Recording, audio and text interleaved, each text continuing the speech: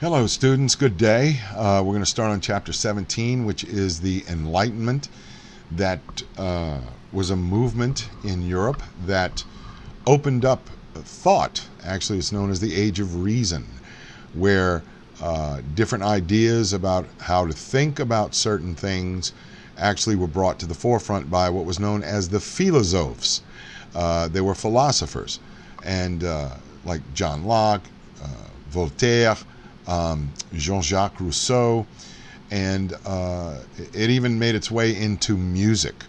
So I'd like to start with the concerns of the Enlightenment were the danger of unchecked and arbitrary authority, which we spoke of in absolutism in chapter 15, and the value of religious toleration, the importance of law, reason, and human dignity, how they are important to maintaining a civilized society. Now, when we talk about the Enlightenment, I'm going to bring forth a couple of people and possibly read from some of their works. It was an 18th century phenomenon, and the basic characteristics were the power of human reason, self-confidence, Newtonian methods. The scientific method had a wide application during the Enlightenment, and the philosopher Immanuel Kant, dare to know, ask questions, kind of like the Socratic method, and reason needed to be autonomous and free, which means there was no boundaries on it. There was nothing holding it down. The Holy Trinity of the Enlightenment were Bacon, Newton, and Locke. And John Locke was a political type thinker. He wrote an essay concerning human understanding where he talked about how education and the environment were important, sense of perception, and the tabula rasa. Now, you may want to write this down because the tabula rasa means blank slate, where the human mind is blank and we put that information into it. The goodness and perfectibility of humanity, seeing the inherent good in man, even if it is confronted with evil, and the moral, how to improve morally and progress your society through the Enlightenment.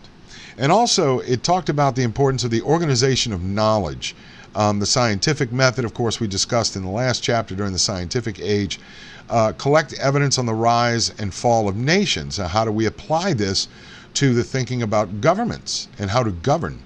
And it compared government institutions.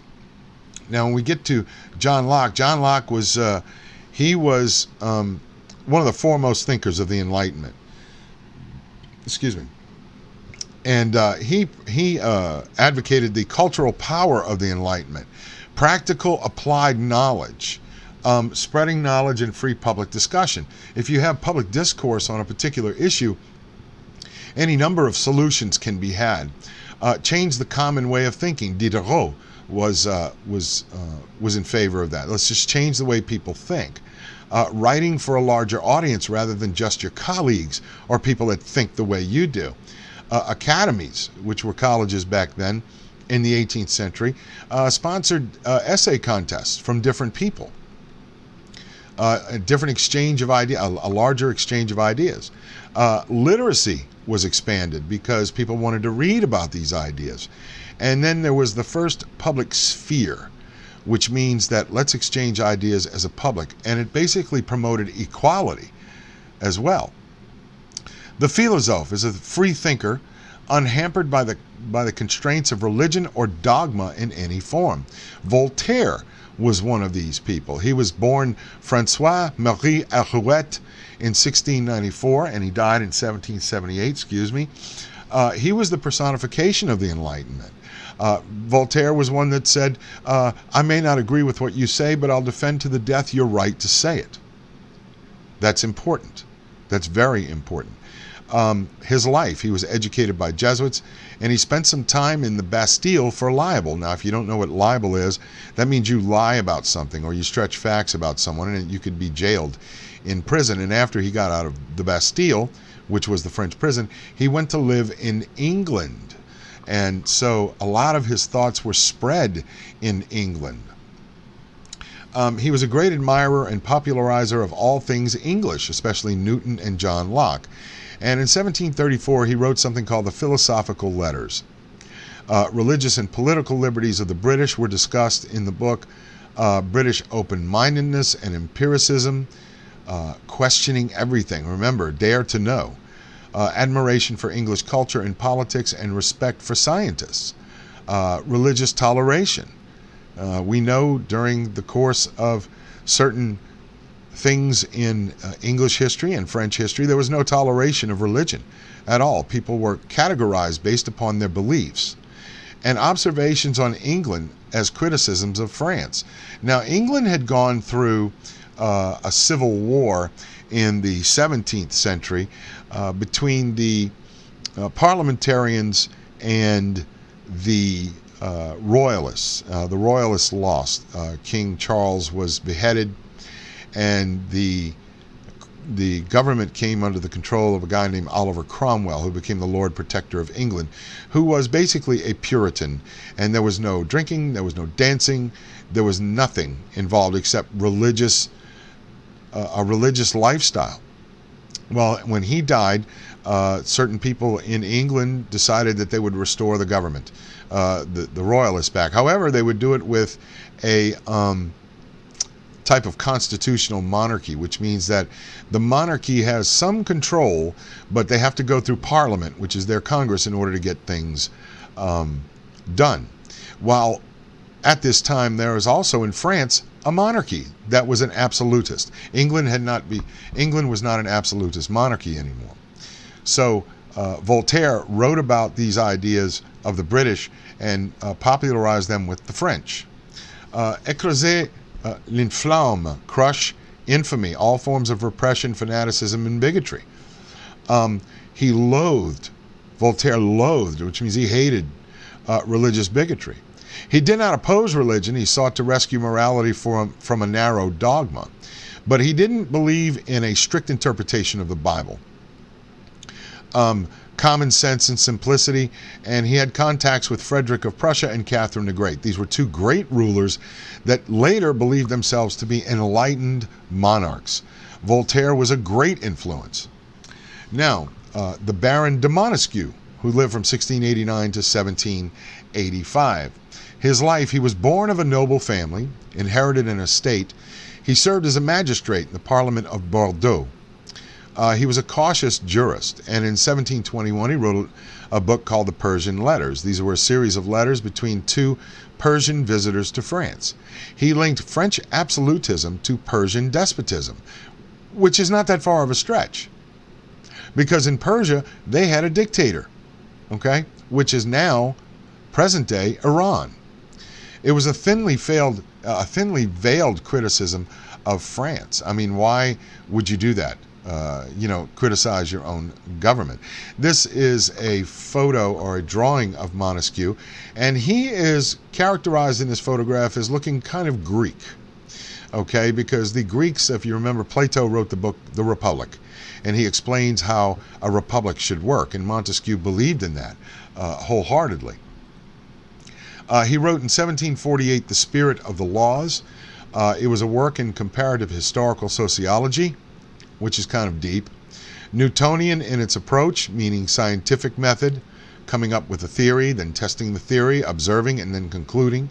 How do structures and institutions shape laws? These are the questions that were asked in that book.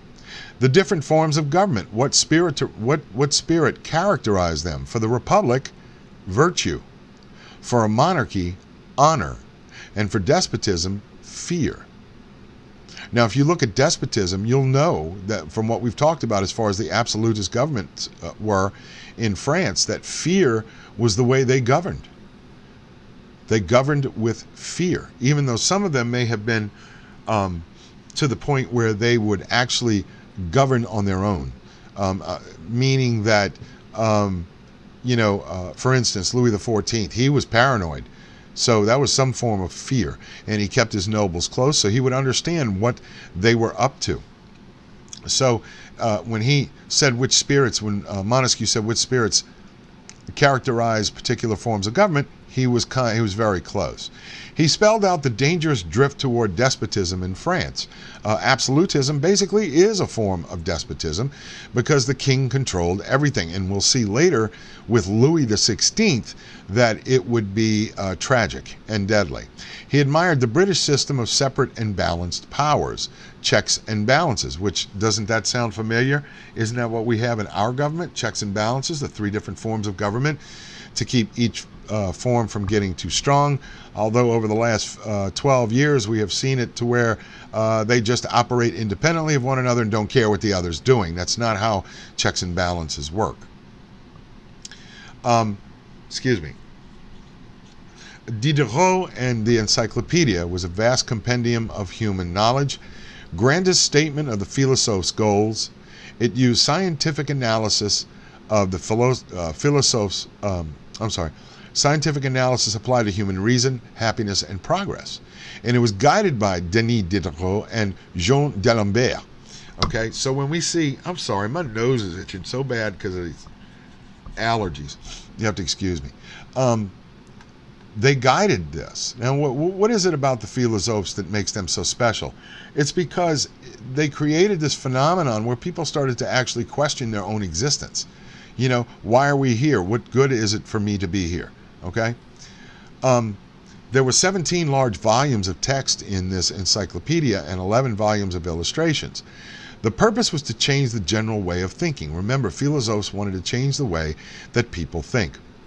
It demonstrated how the application of science could promote progress to anything if you use a scientific method on political science. It would work. That's what they were advocating. Heavy circulation despite the high price, and the government revoked permission to publish for trying to propagate materialism. Actually, that's another saying for you're trying to overturn the government by basically telling people how to think. And it's not what they were telling people what to think, they were trying to show them how to think. There's a difference. The Party of Humanity, French books widely distributed and read. It was a cosmopolitan movement of ideas. People needed to become more human in order to understand their existence. Enlightenment themes were humanitarianism, which is kindness toward your fellow man, and tolerance. Cesare Beccaria wrote a book on crimes and punishment. General themes: arbitrary power, reason, and human dignity. And also, this is very important too, he attacked the view that punishment represented society's vengeance on the criminal. How do we determine what is, punishment and what is vengeance? What is justice and what is revenge? How do we determine that? Is punishment revenge on people for committing a crime against society? I guess it depends on how you look at it. Legitimate rationale for punishment was to maintain social order and prevent other crimes. Okay, so that's the rationale behind punishing people who commit crimes. Opposed torture and the death penalty. Well, for a long time, the death penalty was considered to be a deterrent to committing crimes. Now, with the American system of justice, appeals can go on for years and years and years if someone has been given the death penalty. And how do we determine when is it time to kill them? Or when is it time to execute them for their crimes? Under religious toleration, end religious warfare and the persecution of heretics and religious minorities. So actually, the Enlightenment was also seen as a protest. Few philosophes were atheists, materialists, which means that they did believe in God, but what part did God play in one's life? More were deists. These were people that believed God was a divine clockmaker. There was a big plan involved. And most philosophes viewed Judaism and Islam as backward, even though in some particular way, Judaism and Islam basically serve the same God. Allah, or the God of Abraham, is God. Okay? Gotthold Lessing, he treated Jews sympathetically. And in Nathan the Wise, these great monotheistic religions are three versions of the same truth. It's like I was saying before, that each one of these religions had sprung from the Judeo-Christian foundation of God. So they're all three versions of the same truth in religion. Moses Mendelssohn took up the question of Jewish identity. Of course, he was Jewish himself. On the Religious Authority of Judaism, a book that he wrote, he defended Jewish communities against anti-Semitic policies. Anti-Semitism has been rampant for thousands of years, mostly by some Christians and then some Muslims. By Christians because they believe a lot of that the Jews killed Christ, and it should be they should not be forgiven. Depends on how fundamental you are in your Christian beliefs, and so that was one reason. Economics, government, and administration. Rising states and empires made economic issues important. The French physiocrats, where mercantilist policies were misguided. Real wealth came from land and agricultural production, advocated a simplified tax system. You see, so wealth doesn't come from trading with other nations, it comes from within your own nation. Well, that's wealth for one person, but does it spread the wealth to everyone else? Laissez-faire is wealth and goods to circulate without government interference. That means let the government do what it's supposed to do. Businesses do what they're supposed to do, and that is create wealth. One thing you might want to write down in your notes or put a star next to it is that the government cannot create wealth. And I will say that again. The government cannot create wealth. It's just, it's not set up that way. They try, especially when we have these stimulus packages that take tax money and just keep circulating it all the way. It doesn't create anything. No, it just keeps something afloat. It doesn't allow it to grow. Adam Smith was an economist during the Enlightenment period. He wrote Inquiry into the Nature and Causes of the Wealth of Nations, 1776.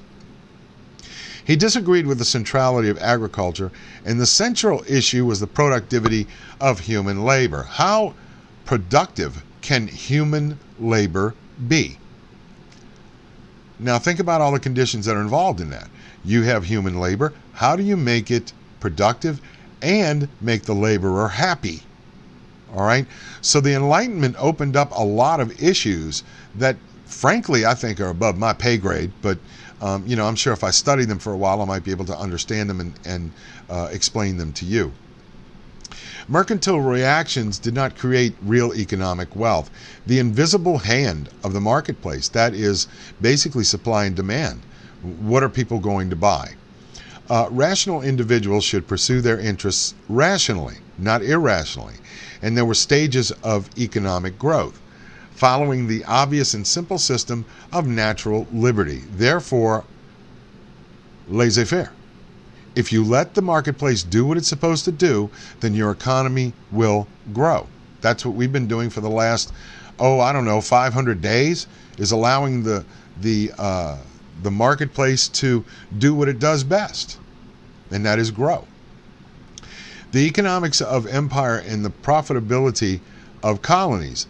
There was a new world of natural humanity and simplicity. The slave trade and humanitarianism, individual rights, and natural law. So you see, natural law comes in, and also individual rights comes in when we talk about slavery. Slavery was all over the planet at that time. Mostly African slaves in the English colonies or the French colonies. What does it do? Slavery just increases the wealth of those who have the wealth to begin with. Okay, Abbé Guillaume Thomas François Raynal wrote Philosophical History of Europeans in the Two Indies. He talks about the East Indies and the West Indies. A total history of colonization, natural history, exploration, and commerce. Industry and trade brought improvement and progress. It does. Industry always brings progress. Okay. He condemned the Spanish in Mexico and Peru, the Portuguese in Brazil, and the English in North America. Why? Because slavery existed there because of this. All right, the colonization. A good government required checks and balances. That's some good advice for us later. The problem? Europeans in the New World had unlimited power. And they did. The white northern Europeans. Slavery and the Atlantic world. The Atlantic slave trade hit its peak in the 18th century. For Raynal and Diderot, Slavery defied natural law and natural freedom. So you've got these guys, these philosophes that are arguing against slavery and in favor of personal individual freedom. On the other hand, you have these empires, especially in North America, that are making money. They're not going to sit there and stop what they're doing and go, oh, this is wrong. This is wrong. I'm defying natural freedom. I shouldn't do this. I shouldn't put my fellow man in. They're not going to think like that at all. A condemnation of slavery in a metaphorical sense. Every man is a slave to something. Slavery is a violation of self-government. And few philosophers advocated the total abolition of slavery, but they condemned slavery itself. Exploration in the Pacific world, mapping the Pacific and scientific missions. Louis-Anne de Bougainville, sent by the French government to the South Pacific in 1767. He looked for a new route to China and new spices. Well, and then he described Tahiti. Well, isn't that what Columbus was looking for? Okay, so they needed to read and study other explorers. Captain James Hook took 2 trips to the South Pacific. He charted coasts of New Zealand, New Holland, New Hebrides, and Hawaii. And he explored the Antarctic continent, the Bering Sea, and the Arctic Ocean, which is very dangerous up there because of the icebergs and ice, floating ice. These are wooden ships. They're not steel ships. Travel accounts of these voyages read by a large audience eager for such information. And they are eager for that information. Why? Because people want to know about places that they can't go. The impact of scientific missions. The 18th century fascinated by stories and new cultures. Our old friend Diderot wrote another book, the Supplément en Voyage de Bougainville, where he talks about Bougainville's voyages. Tahitians were the original human beings. Humanity is in a natural state, and uninhibited sexuality and freedom from religious dogma. Religious dogma dictated sex, allegedly, thou shalt go forth and multiply, not for the sheer pleasure of it, but for procreation purposes. So if you're freed from that dogma, then you will seek a life that is more free sexually. Simplicity versus over-civilized Europeans. These islanders lived with very little clothes. They didn't travel much. They didn't leave their areas. And they had a very simple life. Alexander von Humboldt spent 5 years in Spanish America and wrote the personal narratives of travels. He was toward Darwin and evolutionary change. Darwin wrote a book in the 19th century. It was actually a pamphlet called The Origin of the Species, where he talks about evolution, how some species live and how other species just die. They don't live on. It's survival of the fittest. So when we start talking about social Darwinism, that's just basically survival of the fittest in a social setting. So Humboldt believed in evolutionary change, and so did Darwin. But here's the argument, okay? And I think I made this before. If man evolved from apes, why aren't apes still evolving? That's a good question. I'd like to ask an anthropologist that and see what they come up with. How revolutionary was the Enlightenment? Well, now we have a gentleman by the name of Jean-Jacques Rousseau. He had general observations, and he quarreled with and contradicted the other philosophers, and he attacked privilege and believed in the goodness of humanity. Jean-Jacques Rousseau introduced the notion of sensibility, the cult of feeling, being more sensitive toward your fellow human being. The first to speak of popular sovereignty and democracy. That's popular sovereignty is voting, okay? And people having their own say in government and democracy. He's the most utopian of the philosophers, and I'll tell you why. He wrote what was called the social contract. Quote, man was born free, and everywhere he is in chains, end quote. The origins, he wrote, the origins of government, the legitimacy of government, and social inequality in private property. The social contract specifically states that if you disagree with what your government is doing, you have every right to revolt using whatever means to bring down that government and install a new one. Now that sounds very anarchy. I mean, it does. But Rousseau was trying to make a point. And that point is that you can't have equality and public property and a legitimate government and understand the origins of your government unless that government can be defied. All right? Legitimate authority arises from the people alone. Sovereignty should not be divided among different branches of government, and exercising sovereignty transform the nation. Okay? So when we talk about, let's talk about the American government of the United States. It is supposed to be 3 branches of government. It's supposed to be a republic, which means it's supposed to be representative government, but we don't necessarily have a say in it as the common people. We elect representatives to speak for us, and most of the time they don't speak for us, but they keep getting reelected, you see. When he talks about legitimate authority arises from the people alone, you can see that a government of the people, by the people, and for the people, not a government at the people. Our government comes at us a lot, if you notice, okay?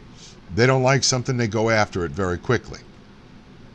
The national community would be united by the general will, citizens bound by mutual obligation rather than coercive laws. Citizens' common interests represented in the whole. That is a representative government. Emile was a story of a boy educated in the school of nature. It's one of the books that came through in the Age of Enlightenment.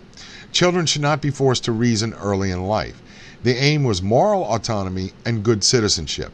Women are useful as mothers and wives only. So tell me if this philosophe actually wanted women to have the right to vote. I would say no. Natural is better, simpler, and uncorrupted. Julie ou les nouvelles lois. This is 70 editions in 30 years. It's a long book. Domestic and maternal virtues. Women. Okay? Humans ruled by their hearts as much as their heads. Middle class and aristocratic sensibility. Spontaneous feelings. Now, what about the Enlightenment and gender? Education was the key to social progress. Education for all. Should all people have an education? Were men and women different? Well, we know they're different now. They perform different biological functions. They have different biological functions. Were gender differences natural or socially created? Childbirth is not socially created. That's natural. Now, as far as jobs are concerned, they may be different when it comes to jobs. The world of Mary Wollstonecraft was Rousseau's sharpest critic. She wrote a book called A Vindication of the Rights of Women that espoused Republican ideas and spoke against inequality and artificial distinctions of rank, birth, or wealth. Therefore, we can look at her and say she was one of the first feminists. Society ought to seek the perfection of our nature and capability of happiness. Women had the same innate capacity for reason and self-government as men. Virtue is the same thing for men and women, and relations between the sexes ought to be based on equality. So, yes, she was an early feminist. The family, as Mary Wollstonecraft spoke about it, the legal inequities of marriage law. Now, when you talk about marriage law back then, women didn't have many rights. Okay, they were considered second-class citizens. When there was a divorce, husband got everything. Okay, when there was a death, the woman didn't get anything. The nearest relatives did, unless she had children. All right, women taught to be dependent and seductive in order to win husbands. And education has to promote liberty and self-reliance. The common humanity of men and women, the natural division of labor between men and women. Of course, you know, a lot of women can't do heavy lifting. Men can do heavy lifting. And women do the lighter of the work. hinted that women might have political rights. Well, shouldn't they? They are the ones that actually populate civilization. Shouldn't women have equal political rights? The book trade. The expansion of printing and print culture actually made for literacy. People learned how to read on their own. An international and clandestine book trade, growth in the daily newspapers. British press was relatively free of restrictions. Censorship only made books more expensive, which means that they got very secret. Philosophical books were considered subversive literature of all kinds. And the 18th century literary underground grew as a result of it because they wanted their ideas spread throughout the world, if not just in Europe and the United States.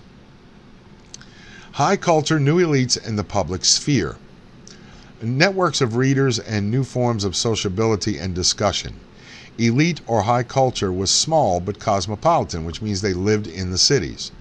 They joined together families of nobility and wealthy members of the middle classes, which means now with this new information and these new philosophical ideas that the middle class and the wealthy were now getting together and learning and becoming informed together.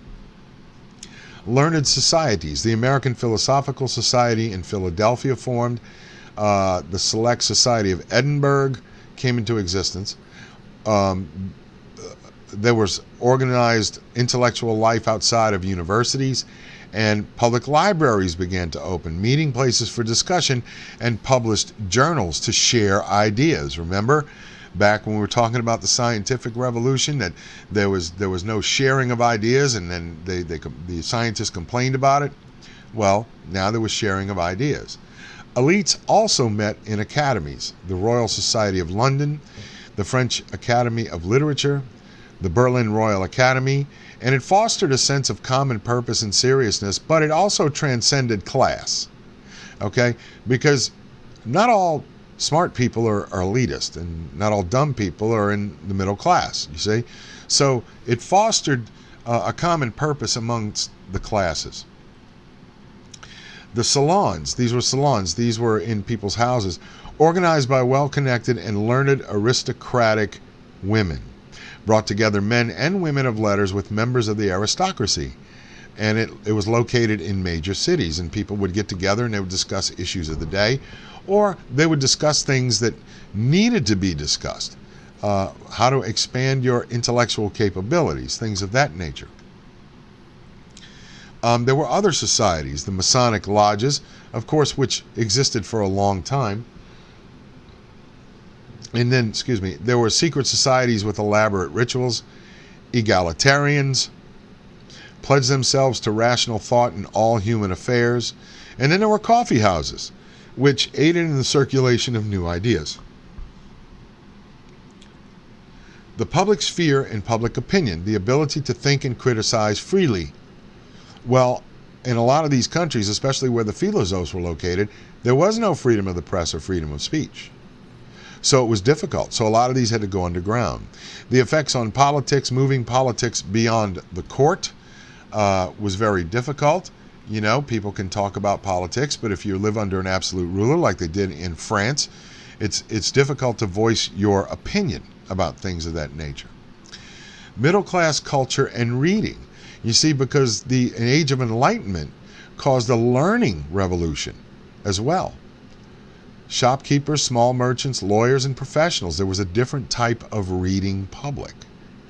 Once you learned how to read, you educated yourself. They bought or borrowed books, they targeted middle-class women, and popularized Enlightenment treatises on education and the mind. People needed to know how the mind worked. Okay, how is it the ability that brains can think? And what makes man distinguishable from other species? That was another thing. There were several novels written. Samuel Richardson, Pamela and Clarissa. Daniel Defoe wrote Moll Flanders and Robinson Crusoe. They became very popular. Henry Fielding wrote Tom Jones. That became very popular. And Fanny Burney wrote Evelina. And these were basically from the middle class who had educated themselves and began writing different ideas, taking different ideas and putting them forth into the world. Not necessarily open for criticism, but just taking those ideas and putting them into the world. Anne Radcliffe wrote The Romance of the Forest. Maria Edgeworth wrote Castle Rackrent. And Jane Austen wrote Pride and Prejudice and Emma. Now, Pride and Prejudice was made into made into a mini-series, and then it was made into a movie. It was a movie talking about, I believe it was women's desire to be free and politically active. Popular culture in urban and rural literacy. It varied by gender, class, and location. There was greater literacy in Northern Europe. It ran high in towns and cities, especially when they had other books that you could borrow or buy or things of that nature. The Bible was also a source of education. There were broadsides, woodcuts, prints, drawings, and cartoons. So if you couldn't read, you can actually look at a cartoon and determine what was going on, and you could educate yourself that way, rather than, people that didn't know how to read.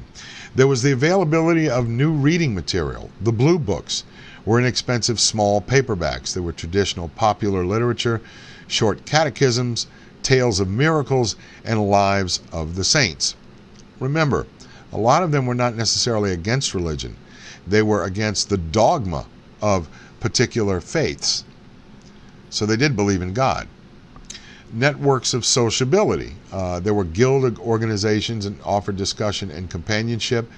There was street theater and singers, market days and village festivals, and oral and literate cultures overlapped. How do we learn about things that occurred back in time? Well, if you look at like the Renaissance Festival they have here in Louisiana, it teaches us about the Middle Ages. And you can learn a lot. It's an educational experience. The philosophes in popular culture. The Enlightenment was an urban phenomenon. It really didn't spread to the rural areas until printing became better. It looked at popular culture with distrust and ignorance. So popular culture needs to be looked at, and that's what the philosophes did. 18th century music was the last phase of the Baroque, which came out of the Renaissance. Bach and Handel. Johann Sebastian Bach was German. He remained a German provincial his entire life. He was a church musician in Leipzig and supplied music for Sunday and holiday services. He was an ardent Protestant, and he was unaffected by the secularism of the Enlightenment. His concern was more musical than it was doctrinal. George Frederick Handel was a public-pleasing cosmopolitan. He established himself in London. The oratorio was a musical drama to be performed in concert, and then he wrote something called The Messiah, where it praised Jesus. And if you'll hear it around Christmas time, Alleluia, that's what he wrote. Haydn and Mozart, the classical style, imitating classical principles of order, clarity, and symmetry. The string quartet and the symphony. During this period was some of the most beautiful music ever written, and some of the most tragic music ever written as well. Wolfgang Amadeus Mozart began composing at the age of 4. He was a keyboard virtuoso at 6. He wrote his first symphony at age 9. He attracted attention across Europe. He was a Freemason, but he died relatively poor. He was buried in a common grave in Vienna, covered with lime to cover the smell of decaying bodies. He wrote The Marriage of Figaro, Don Giovanni, and The Magic Flute. If you listen to Mozart, it's absolutely, even if you're not a classical aficionado, beautiful music. Absolutely beautiful. The melodies and what's going on in the background, it's just absolutely fantastic. Joseph Haydn spent his life with a wealthy Austro-Hungarian family. He moved to London, commercial market for culture, and he was what we call the father of the symphony. Now, in addition to taking stories and printing them, musicians used to take them and tell them with music, and that's when we have opera. It was a 17th century creation. Claudio Monteverdi combined music with theater. He wrote the first opera in the 17th and 18th century. There was Christoph Willibald von Gluck, who came to Paris from Austria. He was a musical tutor of Marie Antoinette, who we will discuss later. He simplified arias and emphasized dramatic action in operas, and it was high entertainment for the French court. And these were all part of the Enlightenment movement. Music changed. Music changed, art changed, literature changed because people were thinking more. They were using more reason. Aristocratic and court patronage. Then there was Pierre Augustin de Beaumarchais. He wrote The Marriage of Figaro, and he satirized the French nobility, which means that you make fun of it, but you do it in a fun way, not in a traitorous way. The conclusion for the Enlightenment would be science is a form of knowledge, raising problems to public awareness. A lot of times rich people didn't care about poor people or the middle class, and the Enlightenment brought that to their attention.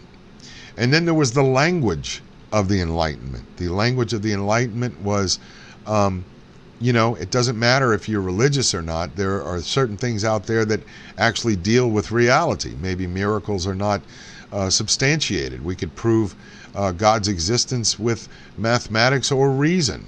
Maybe that's what the Enlightenment was talking about. But what I do know is we did come out with several very good thinkers of the Enlightenment. John Locke was one of them. John Locke was the formulator of natural rights, which are rights that are given to us by God. And if you read the Declaration of Independence, it states, "We hold these truths to be self-evident, that all men are created equal, that they're endowed by their Creator, natural rights, with certain inalienable rights," the rights again, and those are life, liberty, and the pursuit of property. That was later changed to be put into the Declaration of Independence because of slavery. But a lot of these men were very stern advocates for freedom, religious freedom, literary freedom, musical freedom, artistic freedom. So, all right, so that's chapter 17, and I want you guys to read the chapter. We will not cover this in class. Repeat, we will not cover this in class. We will go to chapter 18, and we will continue moving on. The next test will probably be before July 4th. We will have a test on 3 or 4 chapters because it is the summer. And if you would like the lectures are going to stay up on Canvas for as long as I can until I do another lecture, and it takes up a lot of space. So what I'm going to do is I'm going to record this. I'm putting this up very soon, and I will let you know when another lecture will be on Canvas. Until then, I'll see you in the lecture hall.